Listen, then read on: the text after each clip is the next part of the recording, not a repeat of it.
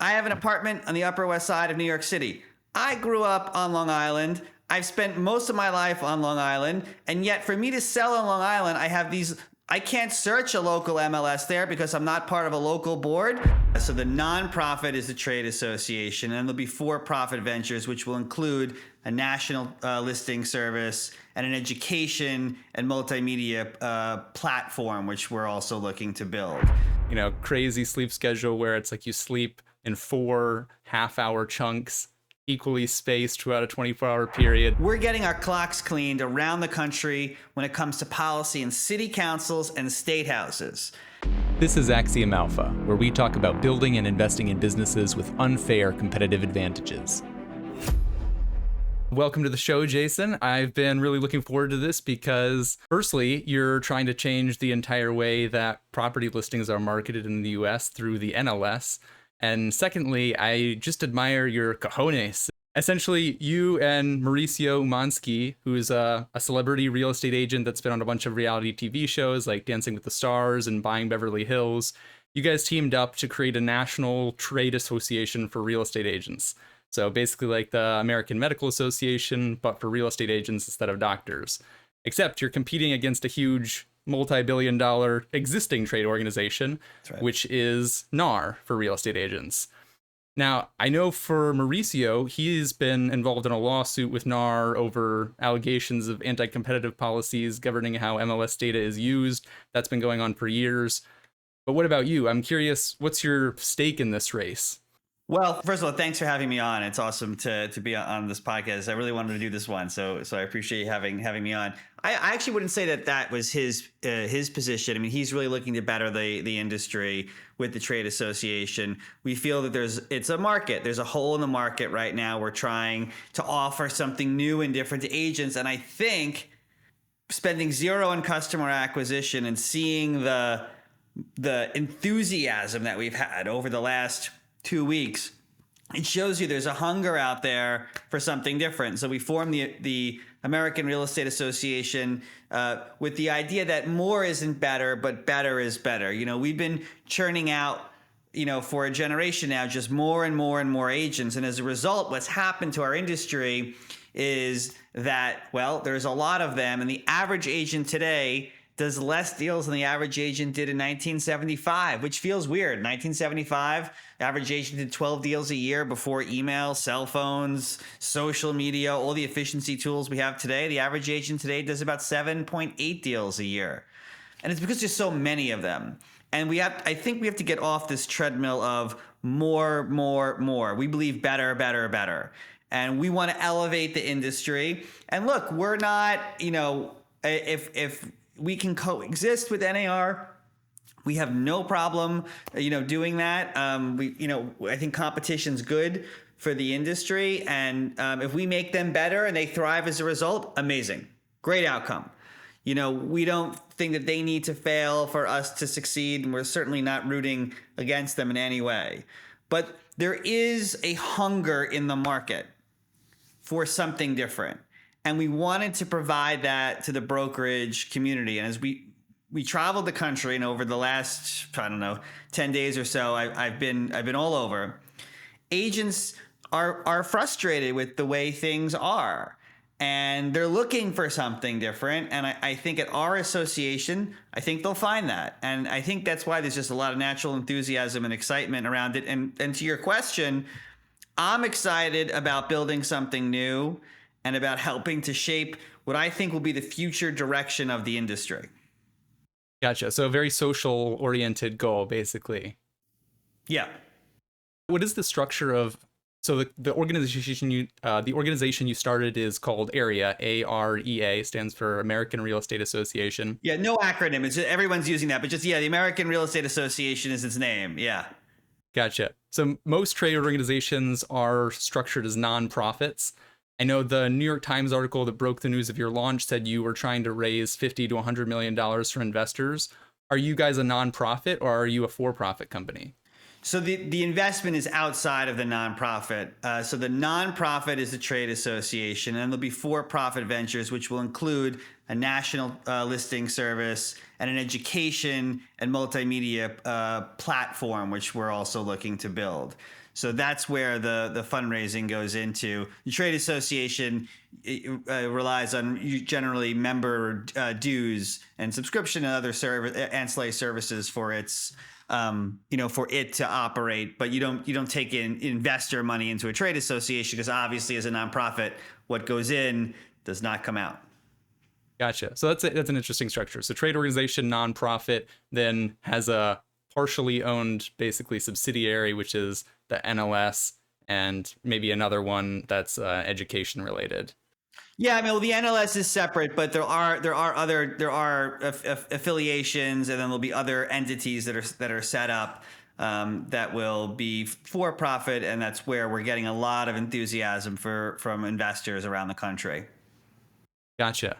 And so you said you get in a lot of enthusiasm also from brokers, yeah, and agents. What is the value proposition that you think area is bringing that doesn't exist with NAR? Is it primarily around the MLS and this idea of a national MLS? Is it primarily around we're going to strip out some of the rules that NAR imposes that are subjecting brokerages to lawsuits? What is that biggest value? Yeah, no, it's a great question. So one of the things I think that has been missing is culture and community. And so that's where we're starting. And right now we're all about building culture and building community. And so in many ways we're crowdsourcing ideas. I spent just scheduling this podcast took a few tries, because I'm on all day with agents and agencies and brokerages around the country, and I'm listening to them.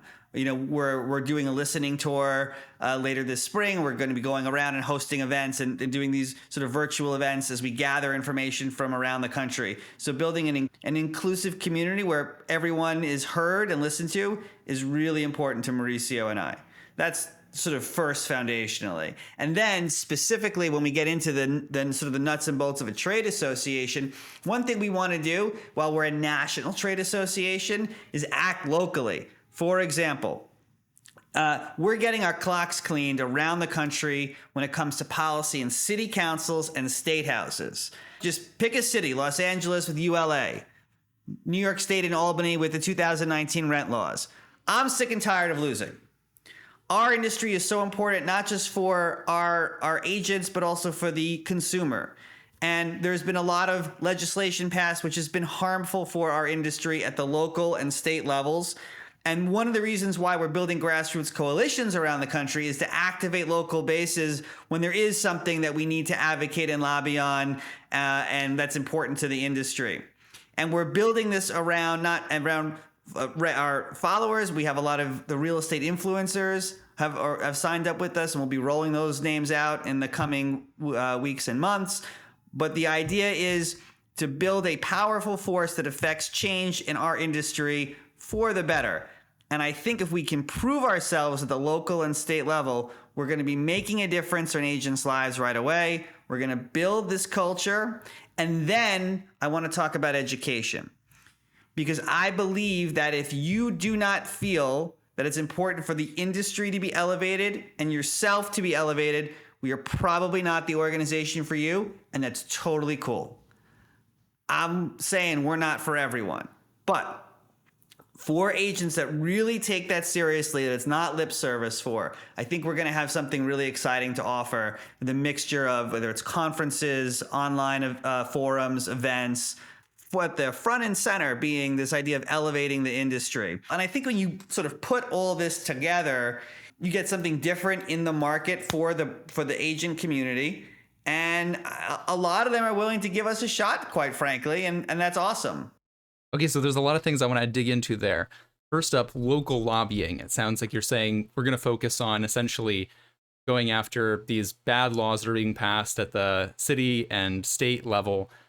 NAR, I'm not positive about this, but I think NAR is mostly lobbying at the federal level. Is that right? That's right, yeah. Right, so okay, so that's a nice complementary thing there. You're saying, we're not trying to be that antagonistic, so we're going to go after state and local lobbying. That's a value add that helps everyone in the industry. It's not directly the same thing that NAR is doing. I like that. Second thing, so you said education. Are you guys going to come up with a word like realtor that members of area can use to differentiate themselves? You said we're not for everyone. Right now, you're a free membership, but eventually you're going to be paid. There has to be a reason that members are going to pay. Obviously, being educated is one, but I pay a lot more to go to Harvard with the name Harvard than I do to just go to Harvard for the education. So are you guys going to have a term that people can use to sort of capture the value of that? We are the more educated real estate agents? So at the American Real Estate Association, I think it's important that we're not looking to replicate NAR. Like, if you're a doctor, you have the choice to join the American Medical Association, and about 15% of all doctors are members of AMA. But when you join, you don't become a doctoror. You're still a doctor. I'm not convinced that we need to brand with a term of our own simply because NAR, did that. They got the copyright on that term. I believe it was in 1950. So because we're not looking to replicate the model, that's really not front and center for me. What is the specifics of what we're offering. But speaking of the AMA, it's another good point to raise. The American Medical Association is about 15% of their doctors are members. Trial lawyers, about 17% of all lawyers are members of trial lawyers. But in our industry, about 99% of all agents are members of NAR. And I believe in choice. And I know from talking to a lot of agents that there's a lot of frustration out there. They want their lockbox, they want their MLS, they want some other things. And a lot of them feel like, why am I paying dues upstairs? Why do I not have a choice on that? And you may see that change. We're going to find out soon enough anyway. But I do believe that there's a bit of frustration over all these years paying those dues and feeling like maybe the value proposition wasn't there. And I think that's part of what we've been tapping into. And so, I don't know if there's another industry where you get 99% of folks who are there because they have to join, like to do their business at the MLS. The MLS is say, well, you have to join, and they join because maybe they gripe about it. But I think you hit a tipping point with all the things that have happened over the last 6 months. And I think we've reached the point now where agents are like, wait a minute, after this and this and this and this, and like, I still don't have a choice. I love the choice idea. So I think in my past, I was very idealistic, and I went after business ideas thinking, yes, this is the thing that should exist, therefore I'm going to try to go after it. And I soon realized that, network effects and other sort of business moats are pretty powerful. So I want to understand what your thinking is here, and if you sort of have a strategy going into this, because as an investor, I spend a lot of time thinking about business moats, a competitive advantage that can either protect a company's dominant position in the market or prevent it from ever succeeding. And NAR has a huge moat in that it controls the MLSs.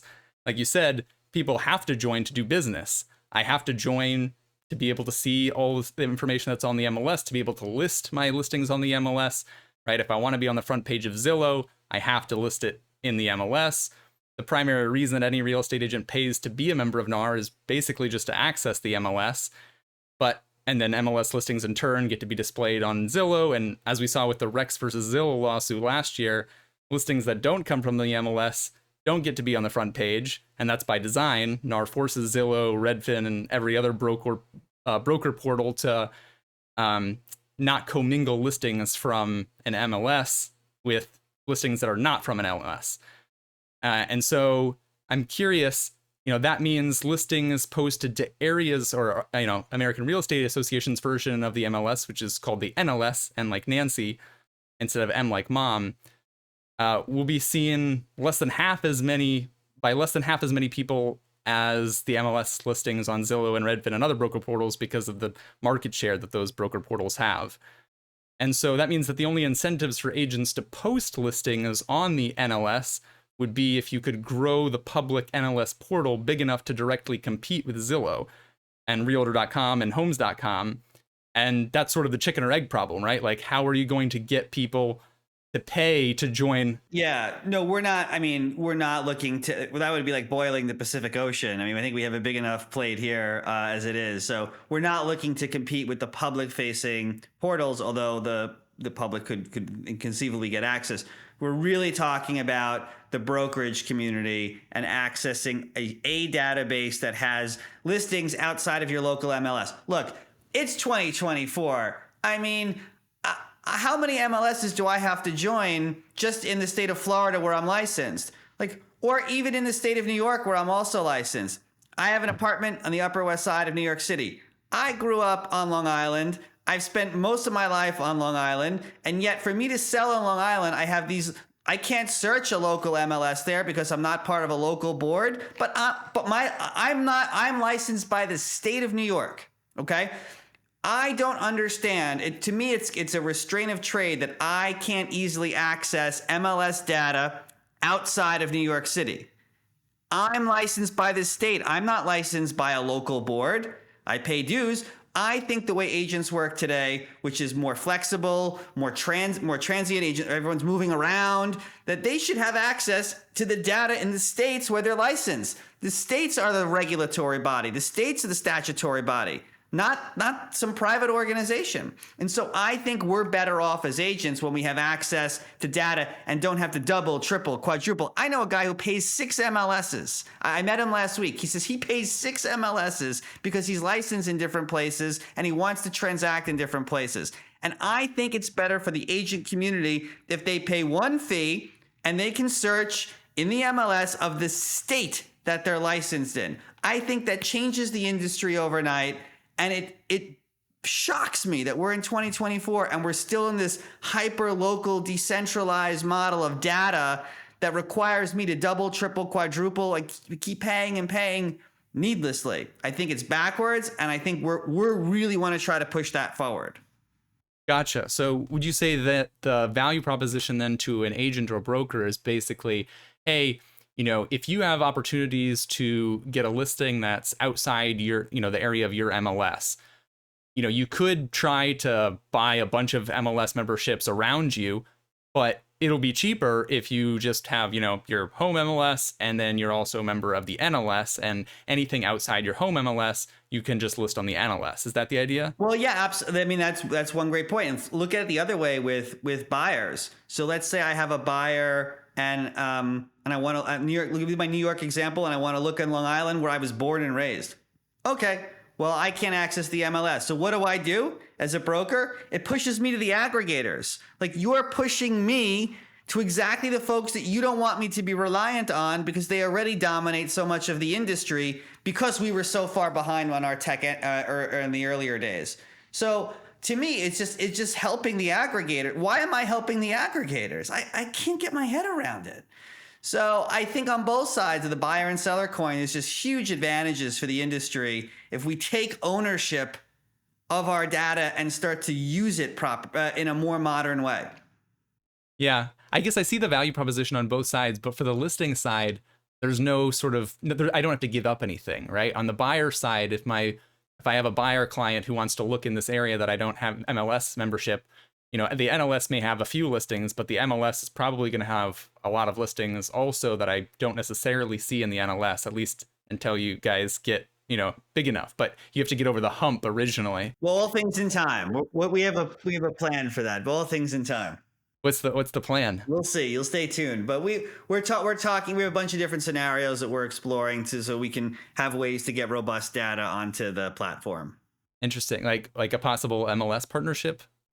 We'll see. Stay tuned. Interesting. A lot's going to change. Like I tell people, this is like when the Berlin Wall fell, when the Soviet Union fell, and there was all this disruption and all this change. And you just, you embrace it or you run from it. Yeah, I totally agree. How many real estate agents or brokers have signed up? How many members do you guys have so far? Oh my gosh. So we were hoping for like 200 or 300 in the first few weeks or 2 weeks. And I haven't checked today. We're over 1,700, but that doesn't include 2 firms have enrolled, or basically we're rolling this out soon, are going to enroll all of their agents because it's free right now. So there's another 1,000 behind that, really. So, and we're talking to other firms about like firm-wide, joining, and then agents will have the choice, but not the obligation to stay. So no one will be held here if they don't want to, and if they don't want to pay dues. And there's no hard feelings at all whatsoever either. Have you guys gotten a big surge of interest today from the Real Deal article? So the Real Deal, yeah. So I haven't looked at the registration today, but I can tell from my like DMs and my social platforms that, like, as I'm looking here on as we're talking, that we're getting a lot of inquiries. So we're probably higher than that now. And is the NLS actually up and running now? If I'm an agent, can I go sign up for?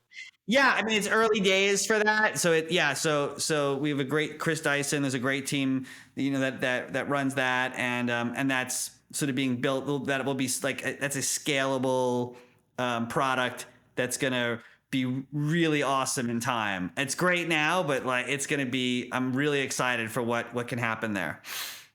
But if I'm an agent right now today, and can I go join? Yeah, go on. Can I become a member you can and go then right now. You put can a listing on? Yep. Amazing. Right now. Yeah. In fact, since we announced the trade association, 13 billion of listing data has been entered on the NLS. Like $13 billion worth of listings are up. Yeah. That's awesome. All organic. $0 spent on customer acquisition. Also, your PR strategy for rollout has been on point. You get the New York Times article, the Inman announcement. People are like, "Who's your publicist?" I'm like, "Me." They're like, "Who's your assistant?" I'm like, "Me." It's good. I have a background in media, so that has been very useful. So this is very strategic, your timing of the rollout. Oh yeah, no, this is super strategic. This was thought out. I mean, initially we did want to launch. We were going to launch in the spring. We did move it up. Inman presented a very unique opportunity because the whole community was, well, not the whole, a lot of the community was gathered there, and a lot of the CEOs were gathered there. So it just made a lot of sense to do it then. And then we had some other things we were working on and hearing about. The timing seemed to make a lot of sense. And listen, I'm glad we did because Mauricio and I are just been honored really and floored and excited about what the reaction has been. Yeah, always better to launch sooner if you can. Yeah, it's true. Once you make the go decision, just dive in and go, right? And Mauricio and I we're both like that. We're like, let's go fast, break things and figure it out as we go. I like that. I know. So you mentioned that you were sort of thinking about how to do things like virtual seminars or online conferences, some kind of like events. Yeah. You also mentioned in the beginning that you were sort of looking at the organization as community first, which made me think, one way that you could potentially be attracting members to pay. Obviously, you have if you don't pay for a bunch of different MLSs, use the NLS as sort of your out of area network. That's one good one. But then also, if you can actually make it valuable as a standalone community where, it's worth $500 just to be a member of that community, that's also pretty great. Hard to do. Like there's a lot of, more community organizations fail than succeed. I'm curious, do you have specific ideas on what that might look like in terms of, is it going to be peer-based groups? Is it going to be, large events that are more, 1 to N type events? What is going to be the experience of the community? So we do want like small and intimate where we're curating groups together in different parts of the country. May have one big event a year potentially, but not big like 10,000 people. I don't see anything overwhelming. I think the whole idea is this like real connection with agents who are really passionate about the business and furthering their business, and like we're not looking to throw big parties. And we want people who are like serious about the world that we're in. I think online, I'm interested to see once we start our listening tours, because I'm basically going to throw the mic open to the room and be like, let's talk, because there are only so many hours in the day, and I'm talking to a lot of people individually, but to scale it better, I want to throw it open and just hear from people. So that's why we're doing these listening tours coming up in a few weeks. Nice. I'm curious also about how this might affect the prop tech industry. So, there are, I think, quite a few prop tech entrepreneurs who listen to this, and I am curious. Let's start with an example. Right now, Zillow is suing the Arizona MLS. Yeah. Claiming that the MLS is being anti-competitive by not letting Zillow use their showing time software to schedule property showings. Personally, I think the best solution for consumers here would be for the MLS to basically provide an open API that any prop tech company can build software around to book showings. The single API means that the MLS doesn't have to spend time and money to integrate 10 different prop tech companies, but it also ensures that as many prop tech companies as want can build showing booking software on top of it, and then consumers can choose the best one. Do you think the MLS would consider some type of open strategy like that? So yeah, and actually, I want to raise a point. Have you? The answer probably is yes for you, but I know for most folks the answer is no. Have you seen a bunch of the MLSs that are out there? Seen in what sense? Like literally seen what they look like. I've looked at the IDX descriptions, if that's what you're asking. No. Like literally like the interface, like what agents log into when they pay all this money for, and what they log into an interface with. No, I have not seen that many of them. I should put up screenshots of, listen, some of them are fine, but I got to tell you, a lot of it's like, hey, it's 1998. Like they're doing the Macarena or something. It is truly, when you see, because you're talking about API integration, a lot of the MLSs are very much behind in terms of what they allow agents to do and how they present material. I have like a print, like I will often not, I don't know show like the addresses, but I will often not like use what comes out of the MLS to show it to clients because I'm embarrassed, because I find it like the font is really small, the presentation is very dated. Not all MLSs are like that. There's some that are amazing, by the way, and they're leaders in the industry, but others are not good. And I feel like, again, they haven't been driven to innovate because they've had the locked in audience. And it's like when you're not pushed to innovate, you fall behind in many cases, unless you have really smart and thoughtful leaders. And they just didn't have to do it. And as I go around the country, I go, show me your MLS. And half the time I'm like, oh my gosh, like this is okay for you? And like, well, it is what it is, So, and let's listen to your question on the API. Yes. So I think one thing that could be very cool is, like you say, I think we would lean in on being, forward thinking when it came to, developer integrations and all that kind of stuff. Gotcha. Do you know anything about the technical stack that NLS is running on right now? No, the current one. No, I wouldn't be the right person to speak to on that. But it's gonna evolve anyway. So, because I don't think we're APIing right now. Right. No, I was just curious, like what the underlying software is. Like, are you guys still using CoreLogic? Are you using Realtina? Are you using, something like that? That I don't even know. Another thing that is interesting is, I think there is another sort of barrier to innovation in the MLS space is that sometimes the tech providers that are underneath the actual MLSs have terms of service that prevent automation or certain types of automation, like automatic writing to the MLS in certain situations. And so, if you want to have like a discount broker as an option, so some investor that, they're experienced, they sell a bunch of houses, they want to negotiate on their own.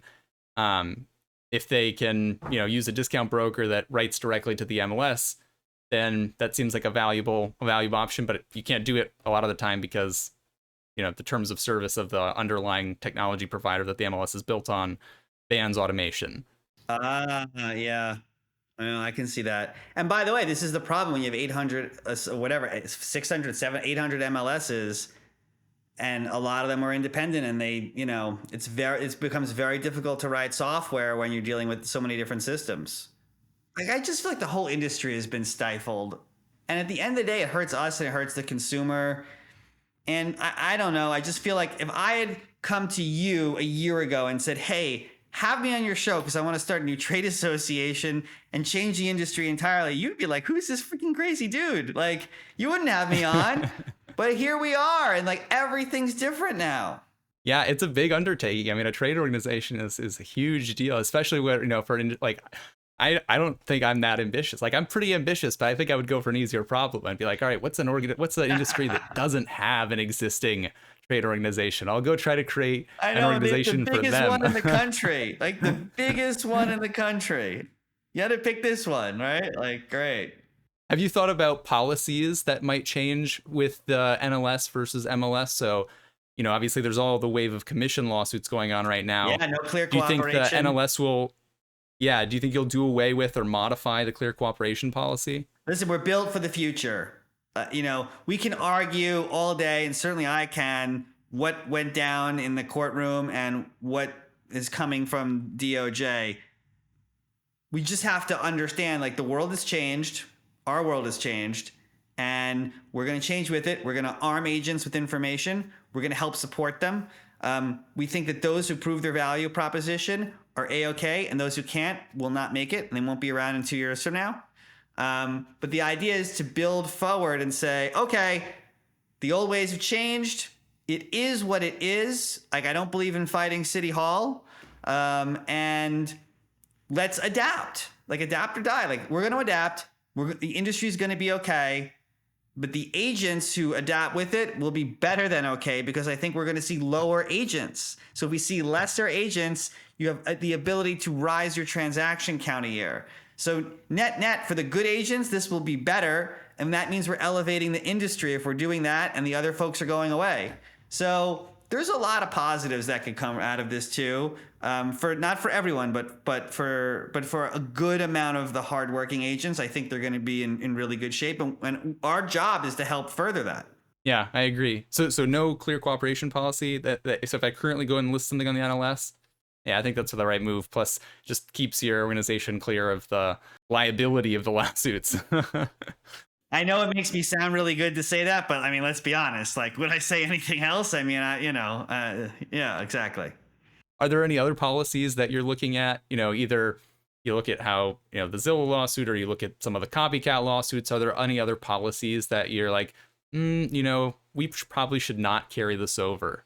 Well, obviously, commissions are going to be set by, we make clear, commissions are set by sellers, and the conversations have to be dictated by sellers, and we have to converse with buyers in the appropriate way. Moving, I think a lot of the agents I know have done that anyway, but I think it's always good to sort of reinforce those messages.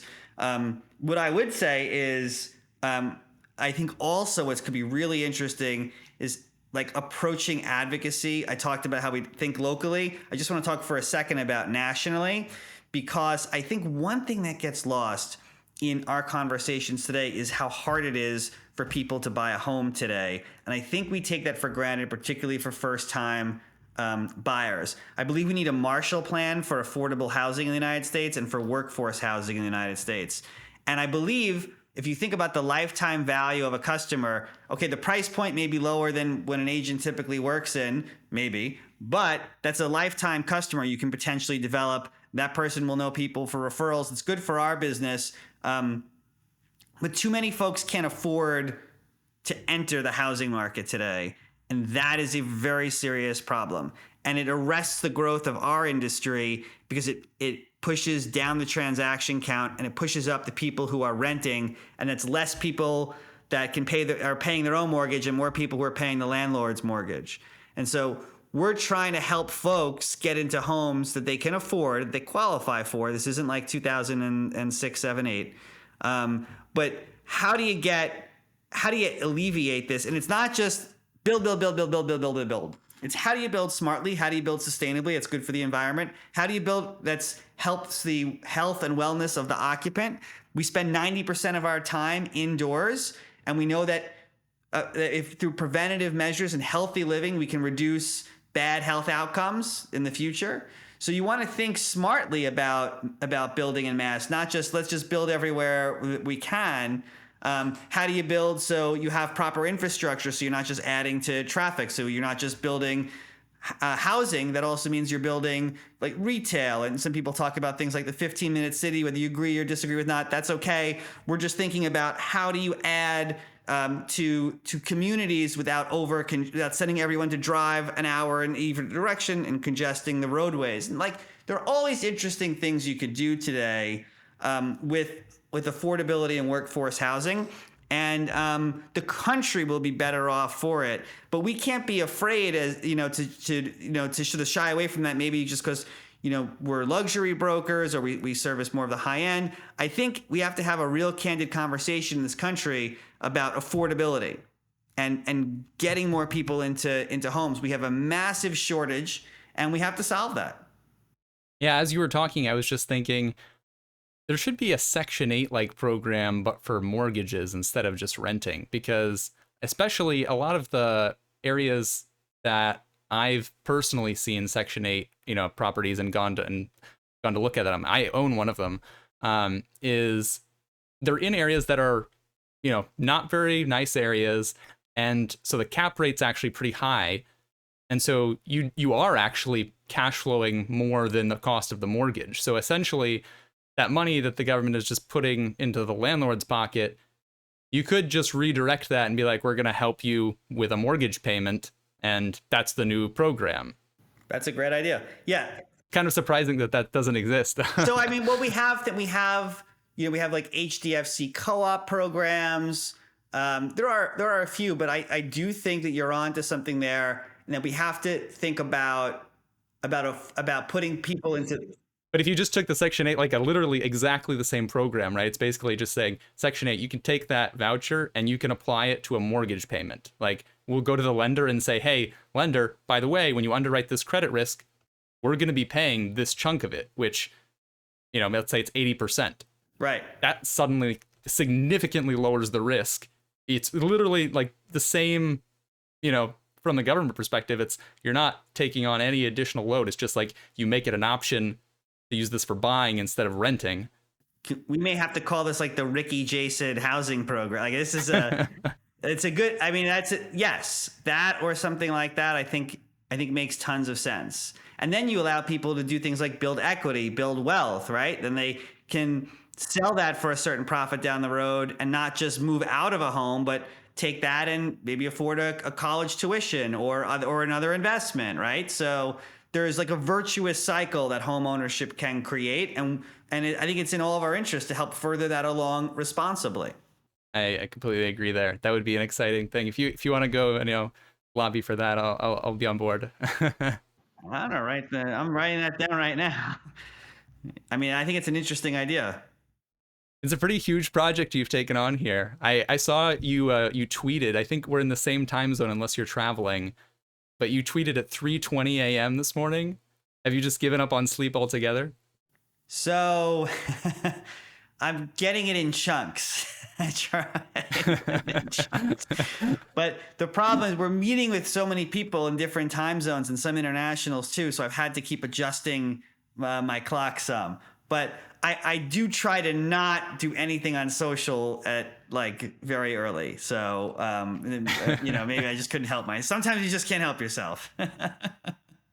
Very early. So it's you're up at 3:20, not you're going to bed at 3:20.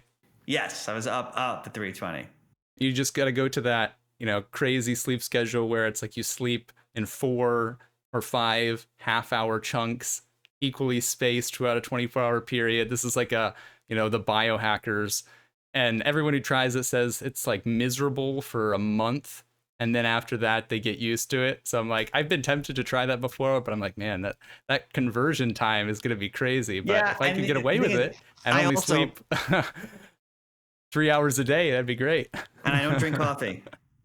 Well, that would help, I think, if you wanted to go on this schedule, because that was another reason why I didn't do it, because I was like, man, if I'm only sleeping, half hour, like it's 5 times equally spaced, then the coffee is probably going to throw that off. And then I'm going to have to give up coffee. That'll be another thing. Well, the truth is, it is very important to get enough rest and sleep. So I don't think there's no glory in saying, oh, I could do 3 hours or 4 hours of sleep. And eventually you'll make a mental mistake and it'll cost you. So, I don't try to be a hero about it. And in the weekends, I try to shut it down as much as possible. That's good.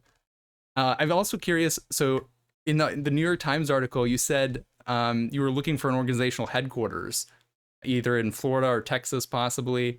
I know you work in Florida sometimes, so I feel like it's going to be Southeast Florida. It's interesting. So I felt it was important that it wasn't in a coastal elite. I didn't think it should be in New York or Los Angeles. Mauricio agreed with me. It felt a little too elitist given what we're trying to do. They're obviously, Dallas being so central in the country is alluring, or somewhere in the sort of the spine of the country, or maybe South Florida. It's still we're still looking at options right now. We haven't signed anything. Yeah, South Florida is still a little elitist. You have all the Little bit. immigration, the halftime people from New York. It's true. I think you're in Boca. I'm about half hour from there in West Palm. So Oh, we should have done this live together. I know I didn't realize you were going to be in Boca today. Oh, I I'm thought here this week. you were Yeah, in New York. yeah. I have for a few more days. We could have done this live. Oh well, next time. Yep, next time. Well, I appreciate you coming on. This has been awesome, and yeah, thanks for answering all my questions today. It's Of course. such an interesting organization that you're working on. Thank you very much for having me. If people want to check out Area, what's the Area you USA. said not Area, so Yeah. you said it's not the acronym. Do you not want people to call it Area? What's the actual pronunciation? Is it AREA? So yeah, we're just going by American Real Estate Association. People are not going to say that though. It's too long. You got to shorten it down. Yeah, what they said, but that's what I'm calling it. Why not Area? Is it like a copyright? Well, yeah, you can't mark the word. I mean, it's so it's easier just to sort of do it with the full name, and we'll see what that'll be that. But so there's the co-founder of Expedia gave a talk once where he said that he regretted naming the company Expedia because it's 4 syllables, and he said that extra syllable cost us an extra $250 million in marketing to ingrain it into people's heads, because it has to be memorable. People have to remember it. And so, like, American Real Estate Association, it's a lot. I mean, it's a lot. It's long. You got a short. But it does say exactly what we do. There's no ambiguity, which is good. But people are completely going to call it Area. Yeah. We'll see. We'll see how it goes. Maybe. But we won't. We won't. All right. Well, thanks so much for coming on, Jason. You got it. Thanks again for having me.